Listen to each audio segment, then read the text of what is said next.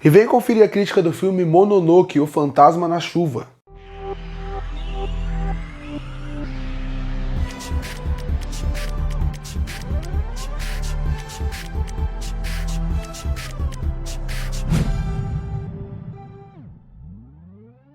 E eu assisti um filme que está na Netflix chamado Mononoke, o Fantasma na Chuva.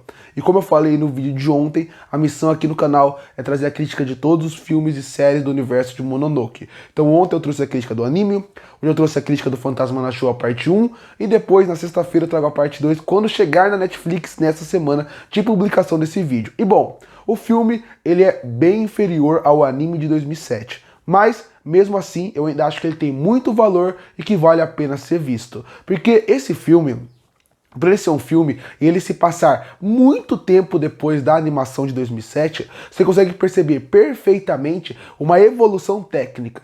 Tecnicamente, esse filme é muito bonito. Eles tentam misturar um estilo mais novo com a estética do anime clássico. A estética do anime clássico era fundamental, porque a estética do anime clássico, como eu falei na minha crítica da animação, lembra muito de uma pintura. E essa lembrança de pintura, para parecer que aquele conto de fantasmas lembra de algum conto mitológico que alguém está contando. Eu acho que a conclusão disso fica mais ou menos. Tem coisas que são muito interessantes que são feitas aqui em relação à estética, mas ao mesmo tempo a estética nova tira um pouco do impacto que a antiga tinha. Mas ela funciona visualmente, principalmente na fluidez dos personagens. Ficou muito bonito e muito bem feito. Mas o filme, ele tem uma história interessante, envolvendo o fantasma no lugar, envolvendo toda essa ideia da água, e como a água representa a purificação, e como a água representa limpar a alma, e isso chama atenção. Como o Mononoke fez na animação, e o filme me ganha nessa parte, seria realmente nesse conceito de, olha, a gente ia falar sobre um fantasma da água. A gente está falando sobre mulheres que estão dedicando a sua vida, largando o seu passado para seguir um caminho que elas nem sabem se vai ser certo ou não. Quando você pensa na água, nesse conceito que eu falei de purificação, de você ser quem você é, isso funciona muito bem aqui, de pessoas que quebram barreiras, de mulheres nesse caso, que quebram o que está pré-determinado para elas, funciona muito bem. O conceito da água, do lugar da água, da luminosidade, é muito bem feito, ele funciona muito bem, eu gosto muito da mensagem que o filme apresenta, principalmente pela forma como ela é trabalhada e construída ao longo do filme. A mensagem funciona muito bem, os personagens que vão aparecendo também são interessantes, mas o filme tem muito problema, que faz ele ser um filme bom, mas não excelente. Porque ele tem uma boa mensagem que é bem construída, que é relevante, que é atual, mas e o resto do filme? Eu acho que aí é que vive um problema. O primeiro problema fica pro Boticário. O Boticário nesse filme, ele nem precisava existir aqui. Quando você pensa nessa parte final, ele tem muita importância para a história na parte final, quando vai concluir o arco. Mas quando você pensa nesse filme, ele quase não participa do filme. Ele não é um personagem ativo aqui. Então quando você vê o filme, parece muito que ele é um personagem que ele tem que estar lá, porque a história tem que acontecer, mas se ele não tivesse, não faria tanta falta. Então esse é o primeiro problema. Como o personagem principal desse universo pouco participa da história. Misturando com mais um elemento que me incomoda, que seria a gente pouco vê sobre esse passado dele. É o que eu já falei no anime clássico. Se você vai fazer um filme sobre o Mononoke, então pega o Boticário e, pelo amor de Deus, explora um pouco ele. Vamos descobrir o passado dele, quem ele é, de onde ele veio. A gente não sabia isso antes e não sabe isso agora. E o mesmo vale pro principal vilão desse universo. Realmente esse filme parece um spin-off do universo de Mononoke, que é onde você não coloca o personagem principal, onde você não tem um vilão principal, e aí até alguns personagens secundários são um pouco chatos,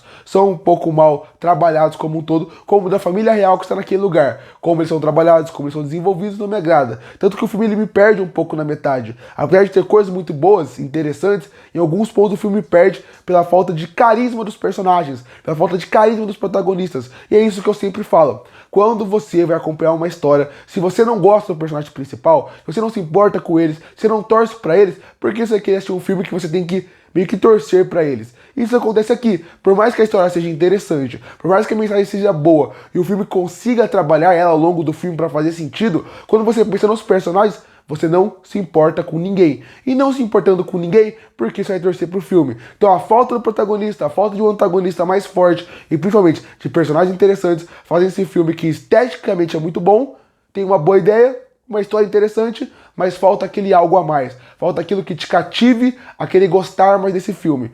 Um bom filme e só isso. Concluindo, Mononoke, o filme O Fantasma da Chuva, ele é a prova de tudo que eu sempre falo nas críticas aqui do canal.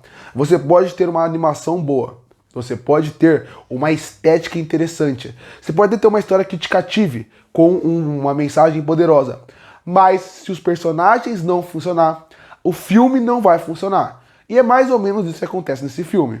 Com os protagonistas desse mundo, que é o Boticário e os principais Mononokes, não funcionando, e você tendo personagens que para ser protagonistas que não tem carisma nenhum, o filme acaba caindo de qualidade. Ele vai ser um bom entretenimento pela parte estética, ele vai ser um bom entretenimento pela mensagem e pela história interessante. Mas quando você pensa no filme, você não se interessa por ele, porque se a principal morrer, se a ajudante dela morrer, você não se importa porque você não liga pra elas. A falta de um antagonista no filme, que também ajuda muito a você como público não sentir aquela consequência, vai fazendo com que o filme caia de qualidade. No fim, se trabalhasse melhor o Boticário ou os personagens desse universo, seria um filmaço. Já que não trabalha, vira só um filme mediano. E por isso que eu fecho o Mononoke, o filme Fantasma da Chuva, com uma nota 7 de 10.